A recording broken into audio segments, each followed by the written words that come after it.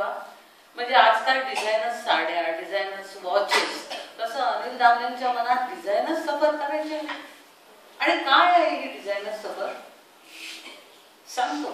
ते म्हणाले की डिझायनर सफर झांबियातल्या एका अभयारण्यात एकांतवासात, जो एकांतवास तुम्हाला या पृथ्वी तलावर कदाचित सापडणार नाही, अशा ठिकाणी मी आयोजित केली आहे. बरं, आणखी काय वेगळं आहे त्याच्यात? तिथे इलेक्ट्रिसिटी नाही आहे. म्हणजे तुम्हाला सौर ऊर्जेवर, म्हणजे सोलार एनर्जीवर ज्या बॅटऱ्या चालू आहेत, कंदील केलेले आहेत, तिथे राहावं लागेल. त्याच्या प्रकाशात वावरावं लागेल. गवतांनी शाकारलेल्या बांबूच्या साठ्यांनी उभ्या केलेल्या झोपड्यात राहावं लागेल. ओके, चालेल. त्याच्यात तिथे स्वयंपाकाचं साधन म्हणजे फक्त लाकडांवर केलेला स्वयंपाक आहे. आणि झांबियाची राजधानी लुसाका इथून 250-300 मैलावर आत खूप असल्यामुळे तिथे कदाचित खाण्याचे जिन्नस कमी असतात. त्याच्यामुळे तिथे तुम्हाला व्हेजिटेरियन असा की नॉन व्हेजिटेरियन असा, जे काय मिळेल त्याच्यावर तुम्हाला समाधान मानावं लागेल. ओके, हे पण ठीक आहे. आम्ही आमच्या बरोबर खाद्यपदार्थ घेतच असतो, यावेळी जास्त घेऊ. पण त्या झोपडीत आम्ही राहत असताना टॉयलेटची सोय काय आहे? आमच्यासारख्या पुण्या मुंबईत वावरलेल्या लोकांना आणि जगभर प्रवास केलेल्या लोकांना टॉयलेट मात्र चांगलं लागतं. हो ना, गवताच्या झोपड्या असल्या तरी त्या कॅम्पमध्ये तुम्हाला बेसिन, नळाने आणलेलं पाणी, कमोड आणि त्याला फ्लश एवढं पण आहे. ओ, मग आमचा जीव जरा भांड्यात पडला आणि त्या सफरीला जाण्याची उत्सुकता वाटली. होता होता अनिलने आयटिनरी जी दिली होती ती वाचली, पसंत पडली आणि या साहसाला आम्ही तयार झालो. 8-10 जण होतो. 7 झोपड्या होत्या. त्या 7 झोपड्यात आम्ही राहणार होतो. प्रचंड वाहणारी काफुवे नदी उदंड पाणी भरून घेऊन लाटा लाटांनी वाहत असलेली, तिच्या काठावरचे ते हिप्पोपोटॅमस बघण्याची आम्हाला घाई झाली. लुसाकाहून 5-6 तासाचा प्रवास होता गाडीने.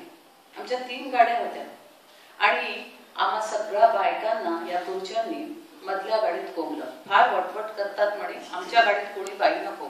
ओके, पुढे पुरुषांची एक गाडी, मध्ये आमची, मागे पुरुषांची दुसरी गाडी. आणि अशा या पुरुषी संरक्षक कवचात आम्ही त्या रानावनात शिरलो.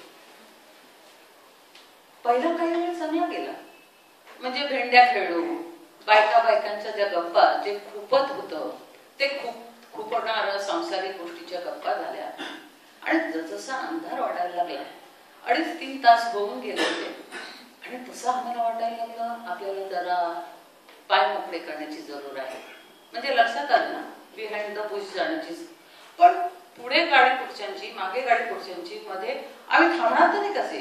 कारण धुळीच्या रस्त्यावरून ती गाडी जाते, आमचं गाडी थोडी अंतर ठेवून जाते आणि ती धूळ वाचवण्यासाठी आमच्या गाडीची धूळ उडणारी वाचवताना ती गाडी थोड्या अंतरात उतरणं शक्यच नव्हतं.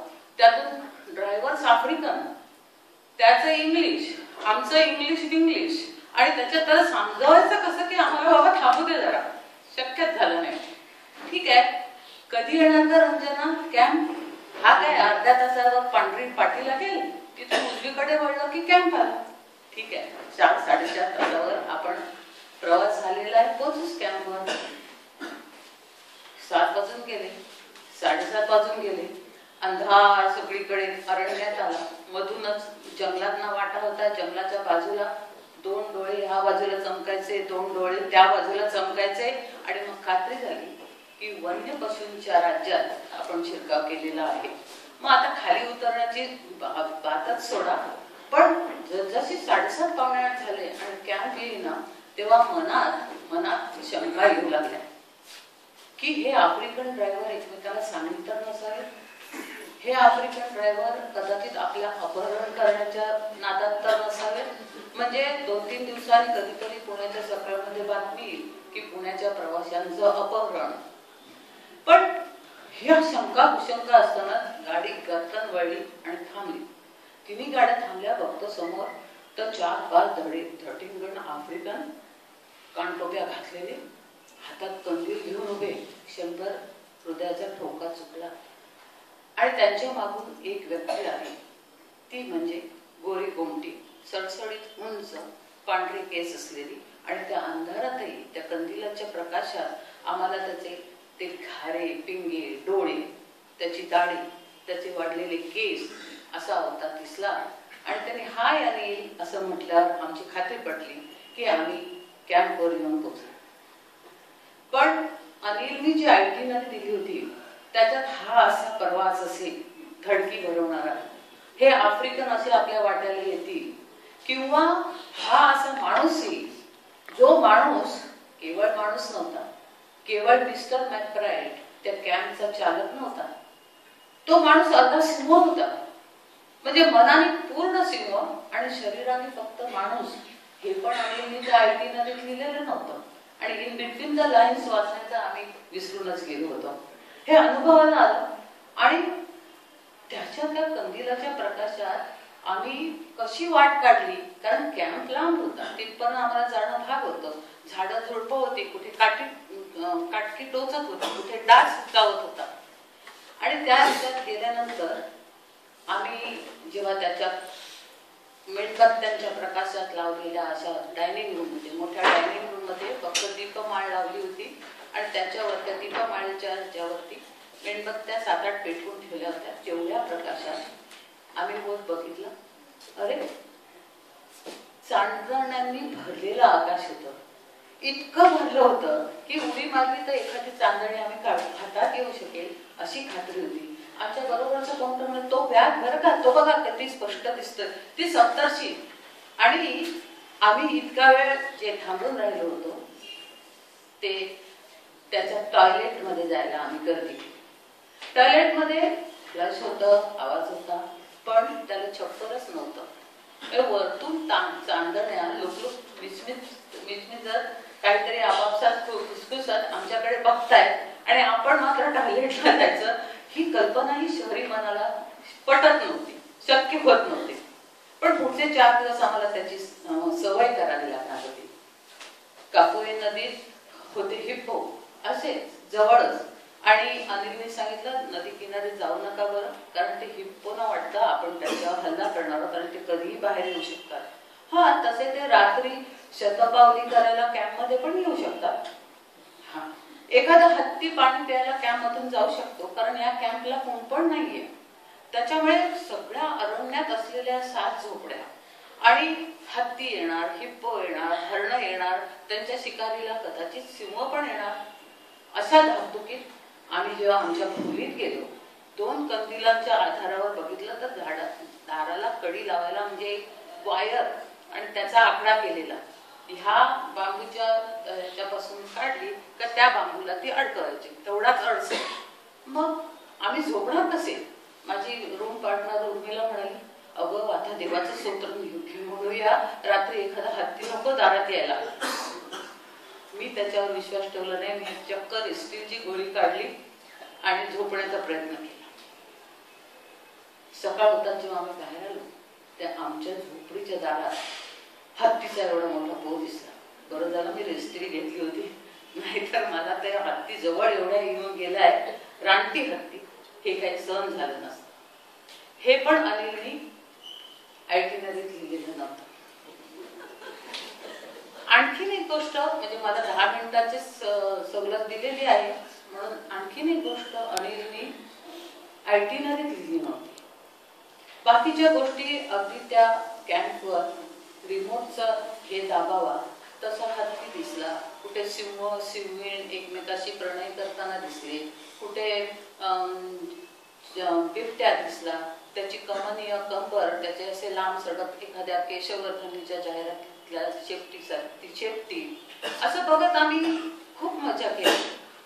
आणि एका संध्याकाळी आम्ही निघालो होतो उघड्या जीप मधून आणखी प्राणी बघायला.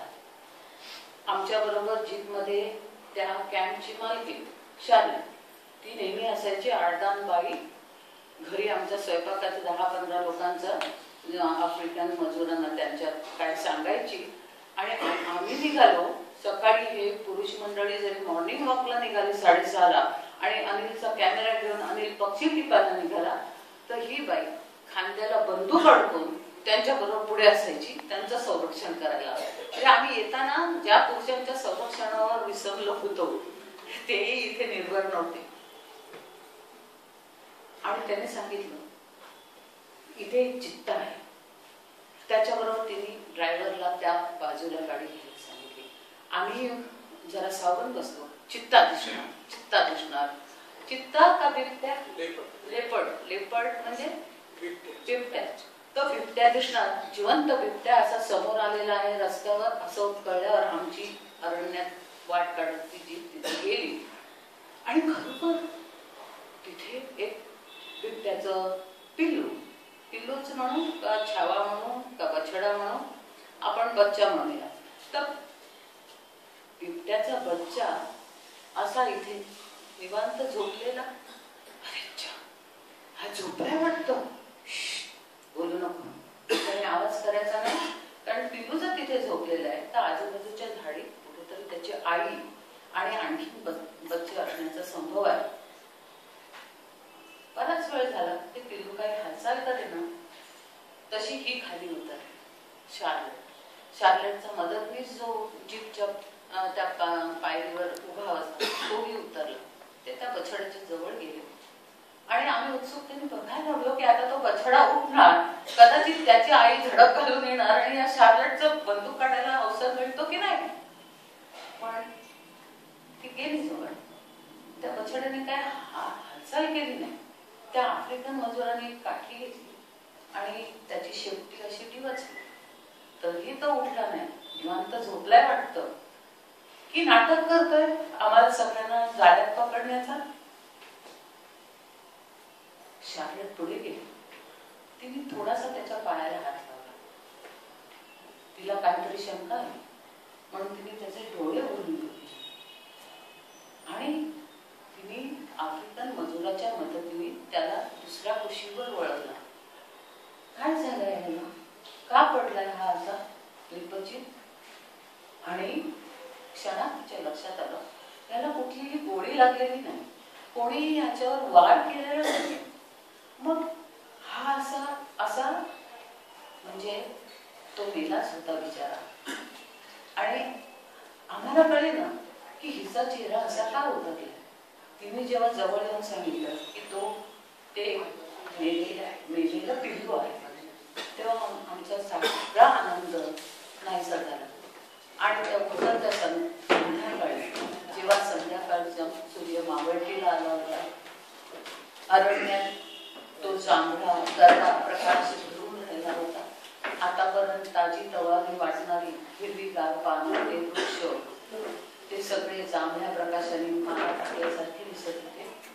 आणि हा मेलेल्या त्या पिल्लाचं काय करायचं हा प्रश्न आमच्या समोर आला. त्याला तर तिथेच टाकायचं, पण करायचं तरी काय. कॅम्पवर नेऊन तिने आमच्या गाडीत चार्जरने आमच्या सीटवर एक झेब्राचं डिझाईन असलेलं कापड ठेवलं होतं.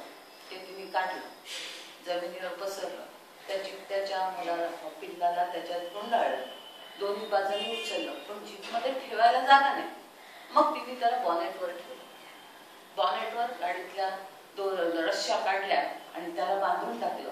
आणि नंतर आमची जीप अतिशय स्लो मार्च मध्ये, जसं काही एखाद्या वीराला शेवटची श्रद्धांजली व्हावी आणि त्याला जात असताना सगळ्यांनी मानाखाली टाकून उभं राहावं, त्याच्या आवेशात आमची ती जीप कॅम्पकडे निघाली.